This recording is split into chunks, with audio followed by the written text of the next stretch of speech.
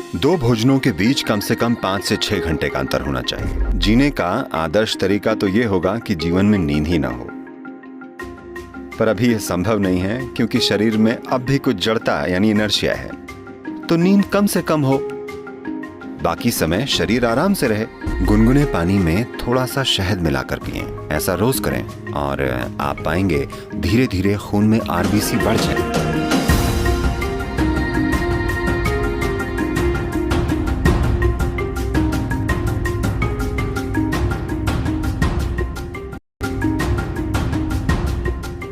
अगर भोजन की बात करें, सबसे महत्वपूर्ण चीज जिसका आपको ध्यान रखना चाहिए वो ये है, किसी दिन जब आप कोई भोजन खाते हैं, चाहे आप जो भी खाते हैं, आपको ध्यान रखना चाहिए कि वो भोजन कितनी जल्दी पचकर आपका हिस्सा बन जाता है।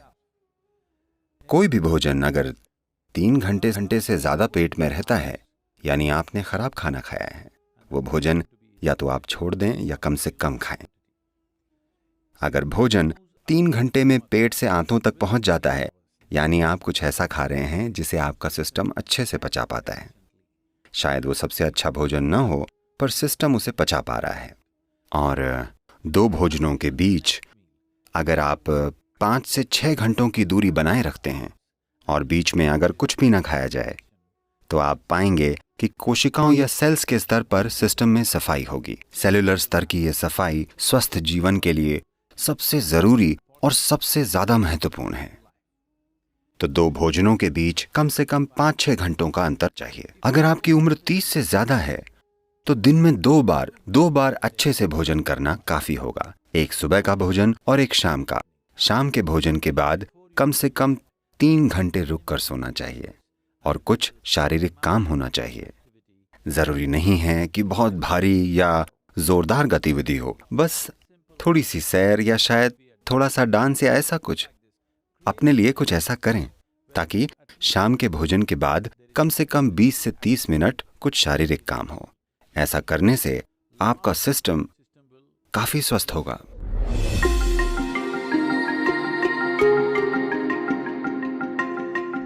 एनीमिया होना यानी खून ने अपना लोहा खो दिया है, यानी आपने अपनी ताकत खो दी है। ठीक है, शरीर की ताकत चली गई, आप थका हुआ महसूस करेंगे, बेवजह थकावट होगी। क्योंकि जब लोहा कम हो जाता है तब खून का ऑक्सीजन शरीर में अच्छे से नहीं पहुंचता, यानी आपका शरीर, आपका हृदय, आपका दिमाग सब कुछ ज्यादा काम नहीं कर पाएंगे क्योंकि आपके पास ऑक्सीजन कम है। तो खून में ऑक्सीजन की मात्रा को बढ़ाना एक जरूरी चीज है, क्योंकि शरीर की सेहत, उसका खुद को आसानी से जीवंत करना, इसके लिए खून में ज्यादा ऑक्सीजन होनी चाहिए और यह क्षमता कम हो जाएगी। खासकर महिलाओं को ध्यान रखना चाहिए। उनके शरीर की प्रक्रिया के कारण उनमें हीमोग्लोबिन की कमी हो सकती है, जिससे खून में ज्यादा ऑक्सीजन नहीं समा पाएगा और बेवजह वो थक जाएंगी।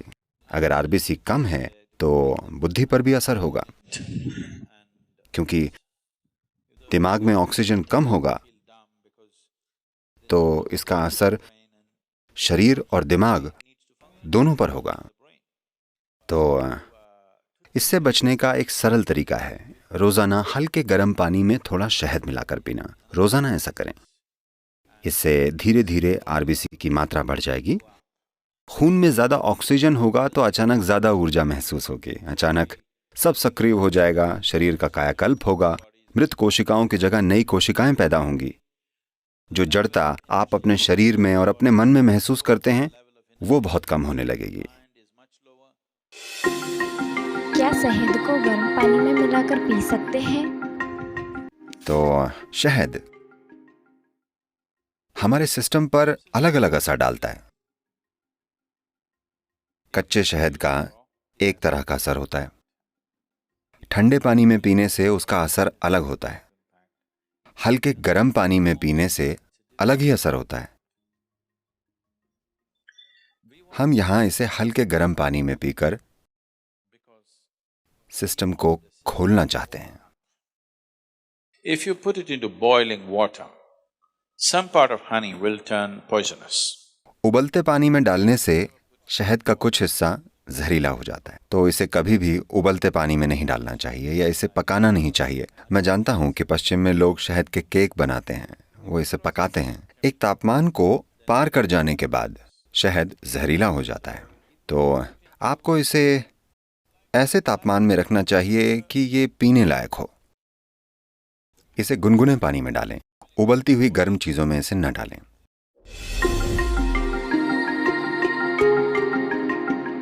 देखिए, नींद अपने आप में जीवन की जरूरत नहीं है। शरीर को नींद नहीं, आराम चाहिए। नींद आराम का बस एक रूप है। कई लोग ऐसा सोचने लगे हैं, तमिलनाडु में अगर कोई कहे रेस्ट பண்ணிக்கறாங்க, यानी वे सो रहे हैं। जरूरी नहीं है, बैठकर भी आराम हो सकता है ना? हाँ, खड़े होकर भी आराम हो सकता है। दौड़ते दौड़ते खड़े हो जाने पर भी आराम मिलता है। आप खड़े थे, अगर आप बैठ जाएं तब भी आराम मिलता है। आराम करने के कई तरीके हैं। सबसे जरूरी बात यह है कि आराम यानी आप ऊर्जा का इक्वेशन बदल रहे हैं, यानी ऊर्जा का खर्च कम हो रहा है पर इसकी पैदावार उसी तेजी से हो रही है। तो कुछ समय बाद ताजगी महसूस होती है क्योंकि ऊर्जा कम खर्च हो रही है। मूल रूप से आप ऊर्जा को मैनेज कर रहे हैं। काम करते समय ऊर्जा ज्यादा खर्च होती है, पैदावार जितनी भी हो, पर वो काफी नहीं होती। कुछ समय में आप थक जाएंगे क्योंकि भारी खपत हुई है।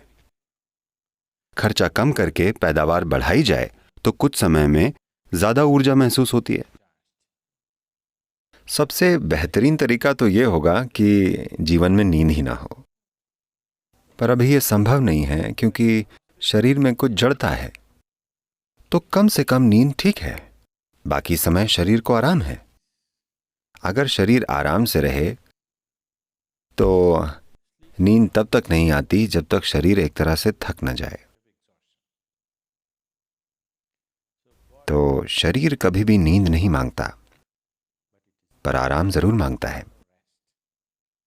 अगर आपको यहां आराम से बैठना नहीं आता तो ये ऐसे आराम करेगा, इस प्रकार। अगर आप बिल्कुल आराम से बैठ पाएं तो ये बिना सोए घंटों बैठेगा,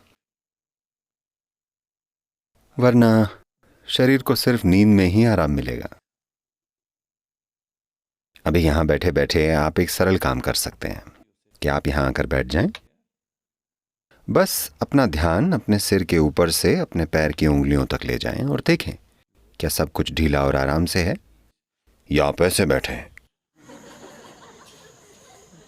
इसे जितना हो सके उतनी आराम की स्थिति में लाएं, जितना आपसे हो सके।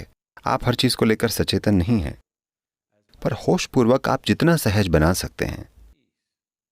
आप अचानक देखेंगे कि अगर आप 10 बजे सोते हैं और आप बस 1 घंटे यहां आराम से बैठते हैं तो आपकी नींद आधे घंटे आगे बढ़ जाएगी। 10 बजे नींद नहीं आएगी, आप खुद ही जागते रहेंगे।